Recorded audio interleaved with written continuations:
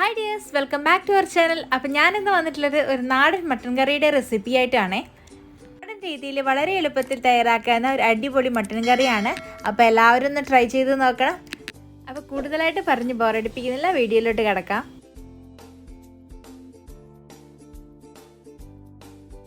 അതിനായിട്ട് ഞാനിവിടെ 800 gram mutton എടുത്തിട്ടുണ്ട്. ആ മട്ടൻ കഴുകി ക്ലീൻ ചെയ്ത് വെച്ചേക്കുകയാണ്.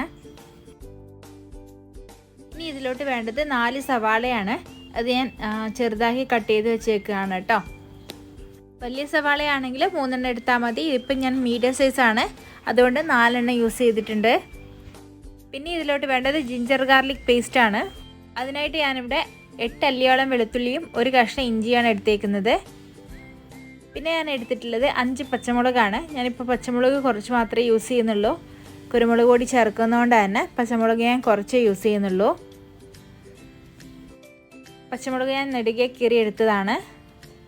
പിന്നെ ഇതിലോട്ട് വേണ്ടത് കറിവേപ്പിലയാണ്. പിന്നെ ഇതിലോട്ടേക്ക് ഞാൻ എടുത്തിട്ടുള്ളത് തക്കാളിയാണ്. തക്കാളി ഞാൻ ഒരു വലിയ തക്കാളി കട്ട് ചെയ്തെടുത്തതാണ്. ഇനി നമുക്ക് കറി ഉണ്ടാക്കാനായിട്ട് തുടങ്ങാം. അതിനായിട്ട് ഞാനൊരു പാത്രം അടുപ്പിലോട്ട് വെച്ചിട്ടുണ്ട്. നമ്മുടെ പാത്രം ചൂടായി വരുമ്പോഴേക്കും അതിലോട്ടേക്ക് വെളിച്ചെണ്ണ ചേർത്ത് കൊടുക്കാം. ഇവിടെ വിൻ്റർ സ്റ്റാർട്ട് ചെയ്തു, അതുകൊണ്ട് തന്നെ വെളിച്ചെണ്ണയൊക്കെ കട്ട പിടിച്ചേക്കാണ് കേട്ടോ.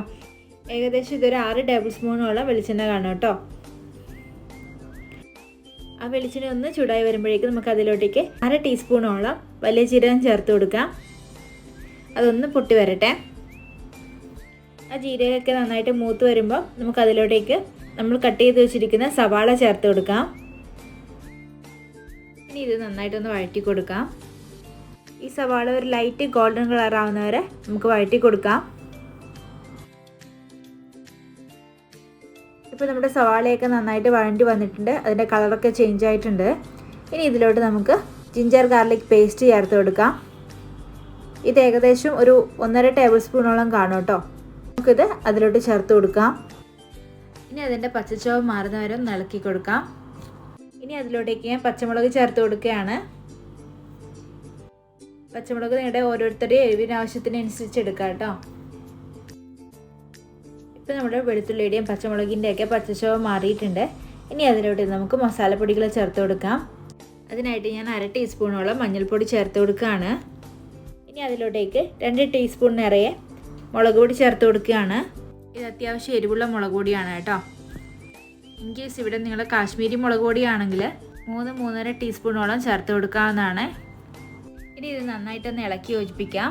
നമ്മുടെ ആ ചുവന്ന മുളകിൻ്റെയും മഞ്ഞൾപ്പൊടിയുടെയൊക്കെ പച്ചക്കുത്ത് മാറുന്നവരെ ഒന്ന് ഇളക്കി കൊടുക്കണം. ഇപ്പോൾ നമ്മുടെ മുളക് പൊടിയുടെയൊക്കെ പച്ചച്ചുവ മാറിയിട്ടുണ്ട്.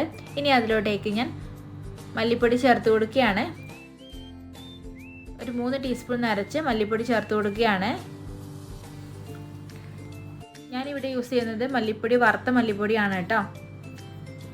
അതുകൊണ്ടാണ് ഞാനിപ്പോൾ ചേർത്ത് കൊടുക്കുന്നത്. ഇൻ കേസ് നിങ്ങൾ വറുത്ത മല്ലിപ്പൊടി ഇല്ലയെന്നുണ്ടെങ്കിൽ മല്ലിപ്പൊടി മുളക് പൊടി ചേർത്ത് കൊടുക്കുന്ന ടൈമിൽ ചേർത്ത് കൊടുക്കാവുന്നതാണ്.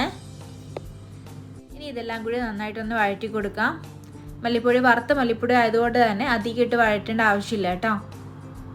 ഇത് ആദ്യമായിട്ട് ചെയ്യുന്നവരാണെങ്കിൽ നമ്മുടെ മസാലപ്പൊടികൾ ചേർത്ത് കൊടുക്കുമ്പോൾ സ്റ്റൗവിൻ്റെ തീ ഒരല്പം കുറച്ച് വെക്കണം കേട്ടോ. ഇനി ഇതിലൂടെ നമുക്ക് തക്കാളി ചേർത്ത് കൊടുക്കാം. ഇനി ഈ തക്കാളിയുടെ സ്കിന്നൊക്കെ ഒന്ന് വിട്ട് വരുന്നത് വരെ നമുക്ക് വഴറ്റി കൊടുക്കാം.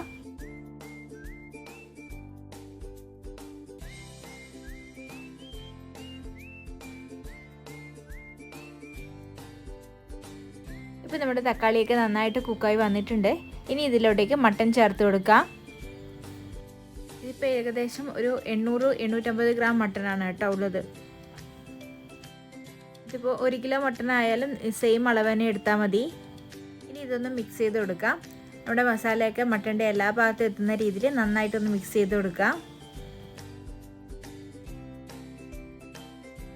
ഇപ്പം ഞാൻ മിക്സ് ചെയ്ത് എടുത്തിട്ടുണ്ട്. ഇനി ഇതിലോട്ട് ഞാൻ ഉപ്പ് ചേർത്ത് കൊടുക്കുകയാണ്. നമ്മൾ നോൺ വെജ് ഒക്കെ ഉണ്ടാക്കുമ്പോൾ ആ വേവിക്കുന്ന ടൈം തന്നെ ഉപ്പ് ചേർത്ത് കഴിഞ്ഞാൽ അതിലോട്ട് നന്നായിട്ട് ആ ഫ്ലഷിലോട്ട് നന്നായിട്ട് ആ ഉപ്പ് പിടിക്കും കേട്ടോ. അതേസമയം അവസാനം ചേർക്കുമ്പോൾ നമ്മുടെ കറിക്ക് മാത്രമേ ഉപ്പുണ്ടാവത്തുള്ളൂ, നമ്മുടെ ഫ്ലഷിലോട്ടൊന്നും ആ ഉപ്പ് വരില്ല. അപ്പോൾ ഈ ടൈം തന്നെ ചേർത്ത് കൊടുക്കാനായിട്ട് പ്രത്യേകം ശ്രദ്ധിക്കണം കേട്ടോ.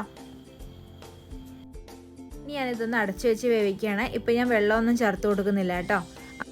ആ മട്ടനിലുള്ള വെള്ളമൊക്കെ നന്നായിട്ട് ഇറങ്ങി വരട്ടെ. ഇപ്പോൾ ഏകദേശം ഒരു 2 മിനിറ്റ് കഴിഞ്ഞിട്ടുണ്ട്. നമുക്കിതിനെ ഓപ്പൺ ചെയ്ത് നോക്കാം. ഇപ്പോൾ നമ്മുടെ മട്ടനിലുള്ള വെള്ളമൊക്കെ നന്നായിട്ട് ഇറങ്ങി വന്നിട്ടുണ്ട്. ഇനി ഇതിലോട്ട് മട്ടൻ വേവാൻ ആവശ്യത്തിന് വെള്ളം ഒഴിച്ചു കൊടുക്കാം. വെള്ളം ഒഴിച്ചു കൊടുക്കുമ്പോൾ തിളച്ച വെള്ളം തന്നെ ഒഴിച്ചു കൊടുക്കണം കേട്ടോ.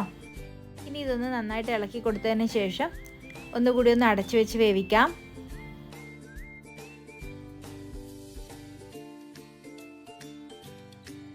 ഇപ്പോൾ ഏകദേശം ഒരു 40 മിനിറ്റ് കഴിഞ്ഞിട്ടുണ്ട്. അപ്പം നമുക്കിതൊന്ന് ഓപ്പൺ ചെയ്ത് നോക്കാം. മട്ടൻ ആയതുകൊണ്ട് തന്നെ വേവാൻ ഇച്ചിരി താമസം പിടിക്കും കേട്ടോ.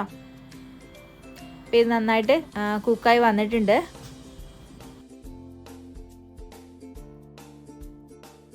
ഇനി ഞാൻ ഇതിലോട്ട് 1/2 ടീസ്പൂണോളം കുരുമുളക് പൊടി ചേർത്ത് കൊടുക്കുകയാണ്. ഇനി ഇത് നന്നായിട്ടൊന്ന് ഇളക്കി യോജിപ്പിക്കാം.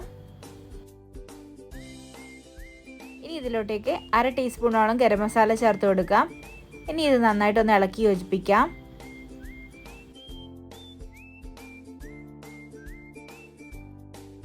ഇപ്പോൾ നമ്മുടെ മട്ടൻ കറിയുടെ എണ്ണയൊക്കെ നന്നായിട്ട് തെളിഞ്ഞു വന്നിട്ടുണ്ട്. ഇനി ഇതിലോട്ടേക്ക് നമുക്ക് കറിവേപ്പില ചേർത്ത് കൊടുക്കാം. അവസാനമായിട്ട് ഞാൻ ഇതിലോട്ടേക്ക് മല്ലിയില ചേർത്ത് കൊടുക്കുകയാണ്. ഇതെല്ലാം ഒന്ന് നന്നായിട്ടൊന്ന് ഇളക്കി യോജിപ്പിക്കാം. അപ്പോൾ നമ്മുടെ മട്ടൻ കറി ഇവിടെ റെഡി ആയിട്ടുണ്ട്.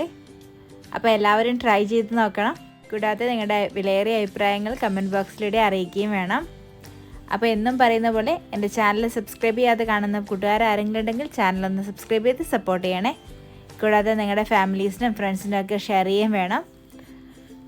അപ്പോൾ ഇനിയും നല്ല നല്ല വീഡിയോസുമായിട്ട് ഞാൻ നിങ്ങളുടെ മുന്നിൽ എത്തുന്നതായിരിക്കും. Till then take care. By.